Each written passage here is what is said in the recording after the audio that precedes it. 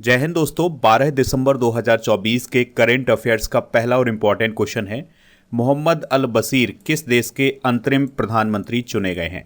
Answer हो जाएगा Syria. तो सीरिया के अंतरिम प्रधानमंत्री कौन चुने गए हैं? मोहम्मद अल बशीर। आप सभी को पता है कि अभी हाल ही में सीरिया में गृह युद्ध के कारण जो वहाँ के विद्रोही थे, उन्होंने वहाँ के राष्ट्रपति बशर अल असद को सत्ता से बाहर कर दिया है। इसके बाद विद्रोहियों के द्वारा अपना एक नया प्रधानमंत्री नियुक्त किया गया है, जिसका नाम है मोहम्मद अल बशीर। दोस्तों, अगर हम बशर अल असद की बात करें तो वह सन 2000 से 2024 तक सीरिया के राष्ट्रपति रहे हैं, यानी लगभग वो 24 सालों तक सीरिया के राष्ट्रपति रहे हैं। आपको याद रखना होगा कि वर्ष 2011 से सीरिया में गृह युद्ध चल रहा था और अब विद्रोहियों ने वहाँ के राष्ट्रपति को हटा दिया है। बात करते हैं सीरिया की, तो सीरिया एशिया कॉन्टिनेंट में ही स्थित है और यह इजराइल और इराक के बीच में है। ठीक है, तो ये है दोस्तों इजराइल और ये है इराक, तो इसके बीच में है कौन सा देश? सीरिया। इसकी सीमा जॉर्डन और तुर्की इन सभी देशों से भी लगती है। राजधानी क्या है इसकी? दमिश्क। करेंसी है सीरियाई पाउंड और अप्रैल 1946 को इसको फ्रांस से स्वतंत्रता मिली थी। दोस्तों, अभी हाल ही में हैदराबाद में फुटबॉल का चौथा इंटर कॉन्टिनेंटल कप 2024 आयोजित किया गया था, जिसमें सीरिया ने जीत हासिल की थी। 2023 में सीरिया को दुनिया का सबसे बड़ा नार्को स्टेट घोषित किया गया था। तो ये सारी इन्फॉर्मेशन आप नोट कर लें।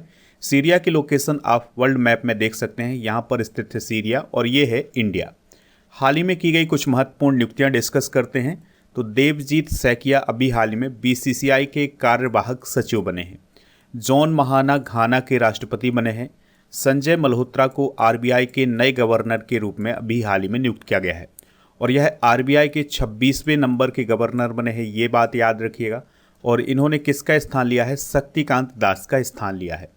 राहुल नार्वेकर महाराष्ट्र की विधानसभा के अध्यक्ष बने हैं। दोस्तों, महाराष्ट्र में अभी हाल ही में मुख्यमंत्री कौन बने हैं? देवेंद्र फडणवीस, ये आप याद रखिएगा। इसके अलावा अजीत पवार वहाँ के डिप्टी सीएम बने हैं और एकनाथ शिंदे भी डिप्टी सीएम बने हैं। रिम तालवा जीन एमेनुअल ओ एड्रागो बुर्किना फासो देश के पीएम बने हैं। बुर्किना फासो किस कॉन्टिनेंट में है? तो ये अफ्रीका कॉन्टिनेंट में है। सम्मी सिल्वा एसीसी के अभी हाल ही में अध्यक्ष बने हैं। एसीसी का मतलब होता है एशियन क्रिकेट काउंसिल। दोस्तों, एसीसी का हेडक्वार्टर आप ज़रूर याद रखिएगा, इसका हेडक्वार्टर है श्रीलंका के कोलंबो में। न्यायमूर्ति मनमोहन सर्वोच्च न्यायालय के न्यायाधीश बने हैं। बात हुई है सर्वोच्च न्यायालय की, तो दोस्तों भारतीय संविधान के अनुच्छेद 124 में सर्वोच्च न्यायालय का वर्णन किया गया है और अभी हाल ही में संजीव खन्ना भारत के 51वें नंबर के चीफ जस्टिस बने हैं। दोस्तों, यहाँ पर आपको एक पॉइंट और याद रखना है कि जो बीसीसीआई है, बीसीसीआई के वर्तमान में चेयरमैन कौन है? वो है रोजर बिन्नी। अच्छा, आईसीसी की अगर हम बात करें, जिसे इंटरनेशनल क्रिकेट काउंसिल बोला जाता है, तो इसके अध्यक्ष कौन बने हैं? तो वो बने हैं जय शाह। और आईसीसी के सबसे यंगेस्ट चेयरमैन भी कौन बने हैं? जय शाह। ये सारे फैक्ट आप नोट कर लें। आप इस पूरे लेक्चर को बहुत ही ध्यान से लास्ट तक देखिएगा। लास्ट में आपसे क्वेश्चन पूछा जाएगा जिसका आंसर कमेंट बॉक्स में बताना है। अगर आप चैनल पर पहली बार आए हैं तो चैनल को सब्सक्राइब कर लें, बेल आइकन भी दबा लें, जिससे आपको समय पर सबसे पहले नोटिफिकेशन मिल सकेगा। जो लोग हमसे नए जुड़ रहे हैं उनके लिए बता दें कि आप स्टडी करके ऐप को इंस्टॉल कर लें। इसका लिंक डिस्क्रिप्शन बॉक्स में दिया गया है। दोस्तों, ऐप पर आपको ई बुक वाले सेक्शन पर मंथली करंट अफेयर्स की ई बुक मिल जाएगी, हिंदी और इंग्लिश दोनों मीडियम में। तो आपको हर महीने की ई बुक ऐप पर ही मिलती है, हिंदी इंग्लिश दोनों मीडियम में, तो इसको आप वहां से प्राप्त कर सकते हैं। नेक्स्ट क्वेश्चन है, राजस्थान सरकार प्रतिवर्ष किस दिन को प्रवासी राजस्थानी दिवस मनाएगी? आंसर हो जाएगा 10 दिसंबर को। तो अब राजस्थान में हर साल 10 दिसंबर को प्रवासी राजस्थानी दिवस मनाया जाएगा। ठीक है, तो राजस्थान के चीफ मिनिस्टर हैं भजनलाल शर्मा जी, तो उनके द्वारा ये घोषणा की गई है कि अब राज्य सरकार के द्वारा, यानी राजस्थान सरकार के द्वारा हर साल 10 दिसंबर को प्रवासी राजस्थानी दिवस मनाया जाएगा। अब ये तो बात हुई प्रवासी राजस्थानी दिवस की। इसी प्रकार का एक और दिवस मनाया जाता है जिसे प्रवासी भारतीय दिवस बोला जाता है, जो कि इंडिया में 9 जनवरी को मनाया जाता है। दोस्तों, 2025 में 18वां प्रवासी भारतीय दिवस मनाया जाएगा और ये मनाया जाएगा 8 से 11 जनवरी 2025 तक। और इसका आयोजन कहाँ किया जाएगा? ओडिशा की राजधानी भुवनेश्वर में। ये फैक्ट आप जरूर नोट करें। दोस्तों, हाल ही में घोषित किए गए नए दिवस डिस्कस करते हैं, यानी जिनकी घोषणा अभी हाल ही में की गई है, जैसे 21 दिसंबर को विश्व ध्यान दिवस या वर्ल्ड मेडिटेशन डे के रूप में मनाने की घोषणा भी हाल ही में की गई है। 5 अक्टूबर को राष्ट्रीय डॉल्फिन दिवस, 15 नवंबर को जनजातीय गौरव दिवस को मनाने की घोषणा की गई है। दोस्तों, जो जनजातीय गौरव दिवस है यह बिरसा मुंडा जी की जयंती पर मनाया जाता है। 6 दिसंबर को मैत्री दिवस और 17 सितंबर को सामाजिक न्याय दिवस के रूप में मनाने की घोषणा की गई है। 23 अगस्त को राष्ट्रीय अंतरिक्ष दिवस मनाया जाएगा। इसके अलावा 25 जून को संविधान हत्या दिवस और 25 नवंबर को नो नॉन वेज डे मनाया जाएगा उत्तर प्रदेश में। 23 अगस्त को राष्ट्रीय अंतरिक्ष दिवस, 23 जनवरी को पराक्रम दिवस मनाया जाएगा, 11 फरवरी को समर्पण दिवस, 17 मार्च को प्रेरणा दिवस, 14 अप्रैल को समानता दिवस, 7 अगस्त को भाला फेंक दिवस, 14 अगस्त को विभाजन विभीषिका स्मृति दिवस मनाने की घोषणा की गई है। इसके अलावा 11 सितंबर को महाकवि दिवस और 17 सितंबर को हैदराबाद मुक्ति दिवस और 25 मई को विश्व फुटबॉल दिवस मनाया जाएगा। अगला क्वेश्चन है, रविंद्रनाथ महतो किस राज्य की विधानसभा के अध्यक्ष बने हैं? आंसर हो जाएगा झारखंड। तो झारखंड राज्य की विधानसभा के अध्यक्ष कौन बने हैं? रविंद्रनाथ महतो। तो दोस्तों, अभी हाल ही में झारखंड में इलेक्शन हुए थे और उसमें जो झारखंड मुक्ति मोर्चा पार्टी है उसने जीत हासिल की है और उसके मुख्यमंत्री बने हैं हेमंत सोरेन। अब वहां पर विधानसभा का गठन हो गया है, तो अब वहां के विधानसभा के अध्यक्ष कौन बने हैं? रविंद्रनाथ महतो। दोस्तों, रविंद्रनाथ महतो झारखंड मुक्ति मोर्चा पार्टी से संबंधित हैं, इस बात को आप याद रखिएगा। और वह दूसरी बार झारखंड विधानसभा के अध्यक्ष बने हैं, यानी कि इससे पहले जो विधानसभा थी उसके भी अध्यक्ष कौन थे? रविंद्रनाथ महतो। भारतीय संविधान के अनुच्छेद 178 में विधानसभा के अध्यक्ष के पद का वर्णन किया गया है। ठीक है, तो ये इन्फॉर्मेशन आप जरूर नोट करें। बात करें अगर हम झारखंड की, तो इसकी स्थापना 15 नवंबर सन 2000 को हुई थी और यह बिहार राज्य से अलग होकर बना था। कैपिटल क्या है इसकी? रांची। मुख्यमंत्री कौन है? हेमंत सोरेन, जो कि झारखंड मुक्ति मोर्चा पार्टी से संबंधित हैं। राज्यपाल कौन है? संतोष गंगवार। बेतला नेशनल पार्क आप याद रखिएगा, यह झारखंड राज्य में ही स्थित है। और विधानसभा सीटें कितनी हैं? 81। राज्यसभा की 6 सीटें हैं और लोकसभा की यहाँ पर 14 सीटें हैं। सरहुल त्यौहार किस राज्य में मनाया जाता है? तो ये झारखंड राज्य में मनाया जाता है। दोस्तों, एक प्रमुख जलप्रपात है जिसे हुंडरू जलप्रपात बोला जाता है। यह झारखंड के रांची जिले में स्थित है। और झारखंड के प्रथम मुख्यमंत्री कौन थे? ये भी आप याद रखिएगा, बाबूलाल मरांडी थे। झारखंड का शिमला किसे कहा जाता है? ये रांची को कहा जाता है। दोस्तों, गंगा नदी झारखंड के किस जिले से बहती है? तो ये साहिबगंज जिले से बहती है, इस बात को आप नोट कर लें। झारखंड का राज्य पशु क्या है? ये भी आप याद रख सकते हैं, यहाँ का राज्य पशु है हाथी। अब झारखंड से रिलेटेड कुछ इंपॉर्टेंट करंट अफेयर्स डिस्कस करते हैं। तो मैया सम्मान योजना किस राज्य में शुरू की गई है? झारखंड में। वकीलों को पेंशन प्रदान करने वाला पहला स्टेट कौन बना है? झारखंड। धरती आबा जनजातीय ग्राम उत्कर्ष अभियान की शुरुआत झारखंड में की गई है और झारखंड के नए गवर्नर अभी हाल ही में बने हैं संतोष कुमार गंगवार। पूर्वी भारत का पहला दिव्यांग विश्वविद्यालय कहाँ खोला जाएगा? झारखंड में। और भारत की पहली कोयला गैसिफिकेशन पायलट परियोजना किस राज्य में शुरू की गई है? झारखंड राज्य में शुरू की गई है। अगला क्वेश्चन है, भारत की अंडर 20 और अंडर 17 फुटबॉल टीम के कोच कौन बने हैं? तो उनका नाम है जोकिम अलेक्जेंडरसन। तो स्वीडन के पूर्व फुटबॉलर जोकिम अलेक्जेंडरसन हाल ही में भारत की महिला अंडर 20 और अंडर 17 राष्ट्रीय फुटबॉल टीमों के लिए मुख्य कोच नियुक्त किए गए हैं। इसके लिए अखिल भारतीय फुटबॉल महासंघ और स्वीडिश फुटबॉल एसोसिएशन के बीच में समझौता हुआ है। बात करते हैं ऑल इंडिया फुटबॉल फेडरेशन की, तो यह भारत में फुटबॉल की गवर्निंग बॉडी है और इसकी स्थापना 23 जून 1937 को हुई थी। नई दिल्ली में इसका मुख्यालय है और वर्तमान में कल्याण चौबे इसके अध्यक्ष हैं। हाल ही में नियुक्त किए गए कुछ प्रमुख कोच डिस्कस करते हैं। जैसे भारतीय पुरुष हॉकी टीम के हेड कोच कौन बने हैं? क्रैग फुलटन, जो कि साउथ अफ्रीका के हैं। जूनियर पुरुष हॉकी टीम के नए कोच कौन बने हैं? PR श्रीजेश। भारतीय महिला हॉकी टीम के कोच कौन बने हैं? हरेंद्र सिंह। और भारत की क्रिकेट टीम की बॉलिंग कोच कौन बने हैं? मॉर्ने मॉर्कल, जो कि साउथ अफ्रीका के हैं। भारतीय पुरुष फुटबॉल टीम के मुख्य कोच कौन बने हैं? मनोलो मार्केज। और भारतीय रग्बी टीम के कोच कौन बने हैं? वैसाले सेरेबी। और राजस्थान रॉयल्स के मुख्य कोच कौन बने हैं? राहुल द्रविड़।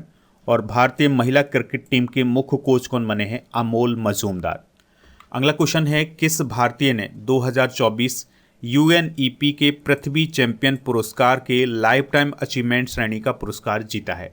उनका नाम है माधव गाडगिल। तो भारत के प्रसिद्ध इकोलॉजिस्ट हैं माधव गाडगिल। तो उन्हें अभी हाल ही में पृथ्वी चैंपियन पुरस्कार में लाइफ टाइम अचीवमेंट श्रेणी में पुरस्कार प्रदान किया गया है।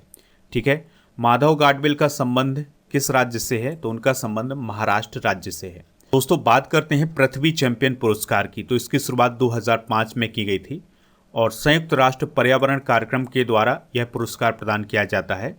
यह पुरस्कार जलवायु परिवर्तन, जैव विविधता और प्रकृति की हानि, प्रदूषण और अपशिष्ट की चुनौतियों के लिए कार्य करने वाले व्यक्तियों या संगठनों को प्रदान किया जाता है। बात करते हैं संयुक्त राष्ट्र पर्यावरण कार्यक्रम यानी यूएनईपी की। तो इसकी स्थापना 1972 में की गई थी। इसका मुख्यालय नैरोबी केन्या में है। केन्या की राजधानी है नैरोबी, तो वहाँ पर यूएनईपी का मुख्यालय है। यूएनईपी जलवायु परिवर्तन, जैव विविधता और प्रदूषण आदि के क्षेत्र में काम करने वाली एक संस्था है। हाल ही में प्रदान किए गए कुछ प्रमुख पुरस्कार डिस्कस करते हैं, जैसे साजी एन करुण को जेसी डैनियल पुरस्कार 2023 प्रदान किया गया है। केजेएस ढिल्लो को क्रॉसवर्ड बुक्स पुरस्कार प्रदान किया गया है। डॉक्टर एस जयशंकर को एनडीटीवी का इंडिया फर्स्ट अवार्ड प्रदान किया गया है। जसलीन कौर को टर्नर पुरस्कार 2024 प्रदान किया गया है। वेरोनिका बैचलेट को इंदिरा गांधी शांति पुरस्कार 2024 मिला है। मारिया विक्टोरिया जुआन को Aster guardians global nursing award 2024 मिला है। डॉक्टर वसंत गोयल को यूएन ग्लोबल एक्सीलेंस अवार्ड मिला है। लिथुआनियाई फिल्म टॉक्सिक को इफ्फी अवार्ड 2024 में गोल्डन पीकॉक अवार्ड मिला है। नेक्स्ट क्वेश्चन है, चेन्नाम नैनी रमेश किस राज्य के पूर्व विधायक हैं जिनकी भारतीय नागरिकता रद्द कर दी गई है? आंसर हो जाएगा तेलंगाना। तो तेलंगाना के पूर्व विधायक चेन्नाम नैनी रमेश की भारतीय नागरिकता कोर्ट के द्वारा खारिज कर दी गई है। कोर्ट ने अपने फैसले में ये कहा है कि जो चेन्नाम नैनी है वो खुद को भारतीय नागरिक साबित करने में विफल रहे हैं, यानी कि वो अपने आप को भारतीय नागरिक साबित नहीं कर पाए हैं। सुनवाई के दौरान ये पाया गया है कि वह एक जर्मन नागरिक हैं, यानी कि उनके पास जर्मनी की नागरिकता है। और भारत में दोस्तों ऐसा प्रावधान है कि अगर किसी व्यक्ति के पास दूसरे देश की नागरिकता है तो उसकी भारतीय नागरिकता समाप्त कर दी जाती है। तो इसी नियम के कारण उनकी भारतीय नागरिकता समाप्त कर दी गई है। दोस्तों, चेन्नाम नैनी रमेश का संबंध भारत राष्ट्र समिति यानी बीआरएस पार्टी से है और वह तेलंगाना की 4 बार विधायक रह चुके हैं। इस बात को आप याद रखिएगा। दोस्तों, बात हुई है यहाँ पर नागरिकता की। तो भारतीय संविधान के अनुच्छेद 5 से 11 तक नागरिकता का वर्णन किया गया है। तो अनुच्छेद 5 में संविधान की शुरुआत में नागरिकता का प्रावधान किया गया है। अनुच्छेद 6 में पाकिस्तान से भारत आने वाले व्यक्तियों की नागरिकता का प्रावधान किया गया है। अनुच्छेद 7 में भारत से पाकिस्तान जाने वालों की नागरिकता का प्रावधान किया गया है। अनुच्छेद 8 में भारत के बाहर रहने वाले प्रवासियों के नागरिकता के अधिकार बताए गए हैं। अनुच्छेद 9 में विदेशी नागरिकता लेने पर भारत की नागरिकता से वंचित का प्रावधान है। और दोस्तों, इसी अनुच्छेद के अनुसार जो चेन्नाम नैनी रमेश हैं उनकी नागरिकता गई है। अनुच्छेद 10 में नागरिकता के अधिकार बने रहने का प्रावधान किया गया है। और अनुच्छेद 11 में ये बताया गया है कि नागरिकता से संबंधित जो कानून है वो संसद के द्वारा बनाए जाएंगे। अगला क्वेश्चन है, सितंबर 2025 तक भारत का पहला एकीकृत अपशिष्ट प्रबंधन शहर कौन बनेगा? आंसर हो जाएगा इसका गोरखपुर। तो दोस्तों, सितंबर 2025 तक गोरखपुर में एकीकृत अपशिष्ट प्रबंधन प्रणाली शुरू की जाएगी और इस प्रकार से यह भारत का पहला शहर बन जाएगा जहां पर एकीकृत अपशिष्ट प्रबंधन प्रणाली होगी। तो यहां पर हर दिन 40 एकड़ के परिसर में 700 टन सूखे और गीले कचरे को संसाधित करके बायो सीएनजी और चारकोल बनाया जाएगा। दोस्तों, यह जो प्लांट स्थापित किया जाएगा ये सहजनवा के सुथनी गांव में 40 एकड़ में लगाया जाएगा।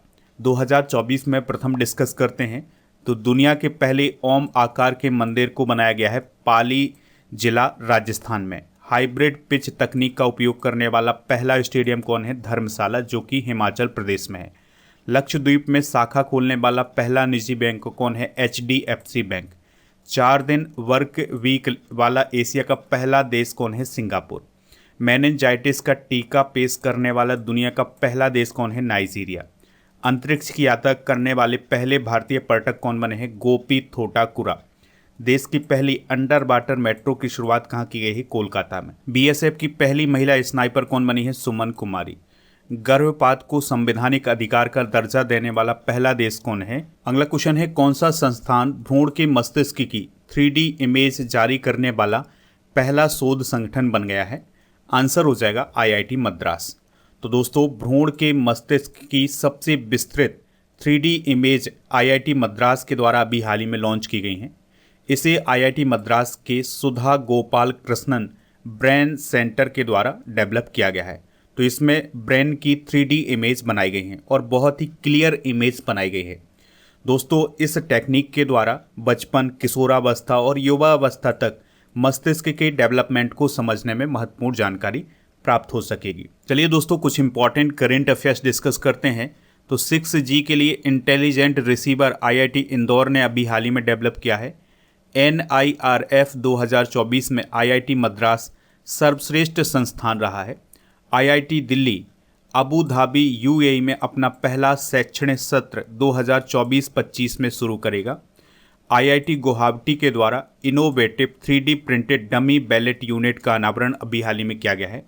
IIT कानपुर ने हाइपर वेलोसिटी एक्सपेंशन टनल को अभी हाल ही में डेवलप किया गया है। और भारत का पहला research IIT satellite campus Ujjain में स्थापित किया जाएगा।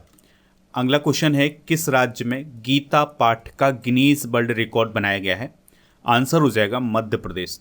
तो दोस्तों, मध्य प्रदेश की राजधानी भोपाल में एक नया गिनीज वर्ल्ड रिकॉर्ड बनाया गया है और यहाँ पर 5000 से अधिक आचार्यों ने एक साथ सामूहिक रूप से गीता का पाठ किया है।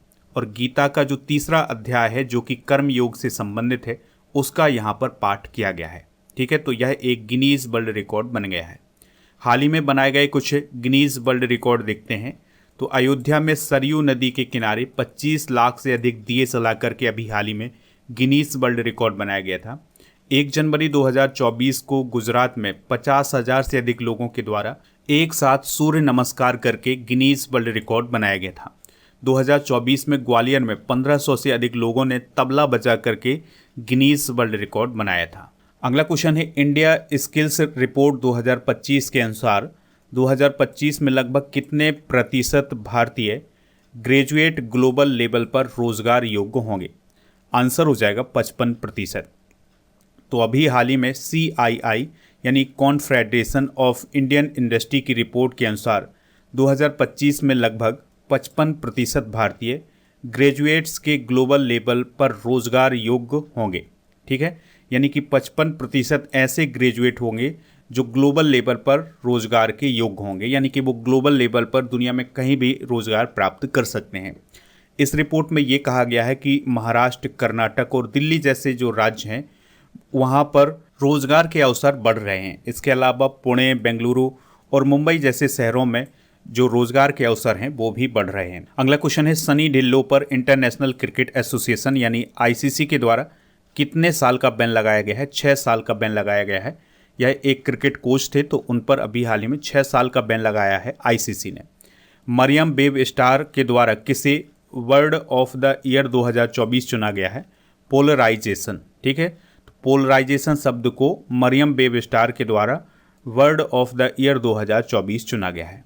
दोस्तों, अभी हाल ही में ऑक्सफोर्ड के द्वारा वर्ड ऑफ द ईयर किसे चुना गया है? ब्रेन रोट को। ठीक है, तो इसको आप नोट कर लें। अब हम रिवाइज करेंगे कल के करेंट अफेयर्स के क्वेश्चन। RBI के 26वें गवर्नर कौन बने हैं? संजय मल्होत्रा। SM कृष्णा किस राज्य के पूर्व चीफ मिनिस्टर थे जिनका निधन हो गया है? कर्नाटक। 2024 WTA वर्ष की सर्वश्रेष्ठ खिलाड़ी कौन बनी है? Aryna Sabalenka. BCCI के अंतरिम सचिव कौन बने हैं? देवजीत सैकिया। सुनीत मेहता किस देश में भारत के हाई कमिश्नर बने हैं? फिजी। कलेगनार हस्तशिल्प योजना किस राज्य में शुरू की गई है? तमिलनाडु। INS तुसील किस देश ने बनाया है जिसको भारतीय नौसेना में शामिल किया गया है? रूस। फार्मूला 2 कंस्ट्रक्टर्स चैंपियनशिप किसने जीती है? कुसमैनी। वित्तीय धोखाधड़ी के खिलाफ म्यूल हंटर .ai नामक AI टूल किसने लॉन्च किया है? RBI। ICC ने किस देश की नेशनल क्रिकेट लीग को बैन कर दिया है? अमेरिका। दोस्तों, आज के दोस्तों आज के जनरल नॉलेज के पिटारे में हम संविधान संशोधन के पार्ट 2 को डिस्कस करेंगे। तो 26वां संविधान संशोधन 1971 में हुआ था, जिसमें रियासतों के शासकों का प्रीवी पर्स समाप्त किया गया था। 27वां संविधान संशोधन 1971 में हुआ था, जिसमें मिजोरम और अरुणाचल प्रदेश को केंद्र शासित बनाया गया था। 31वां संविधान संशोधन 1973 में हुआ था, जिसमें लोकसभा में 545 सीटें की गई थीं। 35वां संविधान संशोधन 1974 में हुआ था, जिसमें सिक्किम को सह राज्य का दर्जा दिया गया था। 36वां संविधान संशोधन 1975 में हुआ था, जिसमें सिक्किम को भारत में शामिल करके 22वां राज्य बनाया गया था। 42वां संविधान संशोधन 1976 में हुआ था, जिसे हम लघु संविधान भी बोलते हैं। 44वां संविधान संशोधन 1978 में हुआ था, इसमें संपत्ति के मौलिक अधिकार को हटाया गया था। 52वां संविधान संशोधन 1985 में हुआ था, जो कि दल बदल विरोधी कानून से संबंधित था। 53वां संविधान संशोधन 1986 में हुआ था, जिसमें अनुच्छेद 371G में मिजोरम को राज्य बनाया गया था। तो ये सारे फैक्ट आप नोट कर लें। अब हम नवंबर 2024 के करंट अफेयर्स को रिवाइज करेंगे। G20 शिखर सम्मेलन 2024 का आयोजन किस देश में हुआ है? ब्राज़ील में। भारत का 56वां टाइगर रिजर्व कौन बना है? गुरु घासीदास तमोर पिंगला। ATP फाइनल 2024 का खिताब किसने जीता है? जैनिक सिन्नर ने। भारत के भारी उपग्रह GSAT-20 को किसने लॉन्च किया है? स्पेस एक्स ने। हाल ही में तूफान मैन ई ने किस देश को प्रभावित किया है? फिलीपींस। भारत ने सामाजिक कल्याण कार्यक्रम के लिए किस देश को खाद्यान्न भेजा है? सूरीनाम। विश्व रोगाणुरोधी प्रतिरोध जागरूकता सप्ताह कब से कब तक मनाया जाएगा? 18 से 24 नवंबर। वोलोंगोंग विश्वविद्यालय का संबंध किस देश से है, जिसने गुजरात के गिफ्ट सिटी में अपना कैंपस शुरू किया है? ऑस्ट्रेलिया। इफ्फी 2024 के लिए अंतर्राष्ट्रीय जूरी के अध्यक्ष कौन बने थे? Ashutosh Gowariker. Know your medicine app किसने लॉन्च किया है? डॉक्टर मनसुख मंडाविया ने। दोस्तों कल के करंट अफेयर्स में आपसे ये पूछा गया था कि पहला संविधान संशोधन कब हुआ था, तो 1951 में पहला संविधान संशोधन हुआ था। तो लगभग सभी लोगों ने इसका आंसर 1951 बताया है। आज का क्वेश्चन है आपके लिए, दमिश्क किस देश की कैपिटल है? जो भी इसका राइट आंसर हो कमेंट बॉक्स में जरूर बताएं। स्टडी करके ऐप को इंस्टॉल कर लें, इसका लिंक डिस्क्रिप्शन बॉक्स में दिया गया है। ऐप पर आपको टेस्ट पास मिल जाएगा, जिसमें आपको 3000 से अधिक टेस्ट मिल जाएंगे 1 वर्ष की वैलिडिटी के साथ। ऐप पर आपको जनवरी से नवंबर 2024 तक के करंट अफेयर्स की ई बुक मिल जाएगी। हमारे टेलीग्राम चैनल का नाम है स्टडी कर ऑफिशियल। व्हाट्सएप चैनल और इंस्टाग्राम पेज को भी फॉलो कर लें, इन सभी का लिंक डिस्क्रिप्शन बॉक्स में दिया गया है।